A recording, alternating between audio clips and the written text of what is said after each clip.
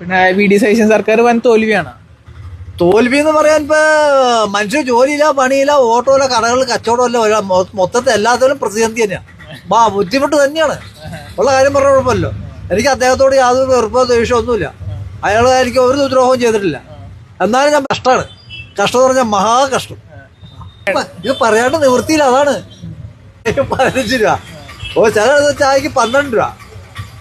ഇങ്ങനെ സത്യം ചിരിക്കാൻ എന്തല്ലേ ക്രാഷ് കോഴ്സിനാണ് സർക്കാരിന് നമ്മൾ തിരഞ്ഞെടുത്തിരിക്കണേ. 2 മാസത്തിൽ ജയാണോ തോൽവിയാണോ എന്നുള്ളത് നിങ്ങൾക്ക് പറയാം. 2 മാസം മുമ്പ് ഇവിടെ പെരലിയിരുന്നു.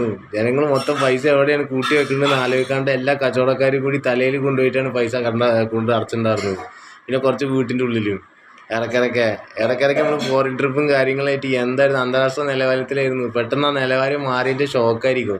അതാണ് ജനങ്ങൾ ഇങ്ങനെ വിചാരിക്കുക. പണ്ട് 8 രൂപ ഉണ്ടെന്നുള്ള എല്ലാ കടയിലും ഇപ്പോൾ പെട്ടെന്നാണ് ഈ ഒരു വേരിയേഷൻ വരുന്നത്. 15, 18, 12 ഒക്കെ ശരിയാവും. അന്താരാഷ്ട്ര നിലവാരത്തിൽ നിന്ന് മാറിയതിൻ്റെയാണ് വീണ്ടും ഇവർ അന്താരാഷ്ട്ര നിലവാരത്തേക്ക് എത്തിക്കും. പേടിക്കണ്ട. അതുങ്ങളും തോൽവികളും കണ്ടുകൊണ്ടിരുന്നവരല്ലേ. അപ്പോൾ ആ ഒരു സംഭവത്തേക്ക് എത്താൻ സമയം എടുക്കും. പേടിക്കണ്ട, ഒക്കെ ശരിയാവും. ഓക്കെ, നന്ദി, നമസ്കാരം.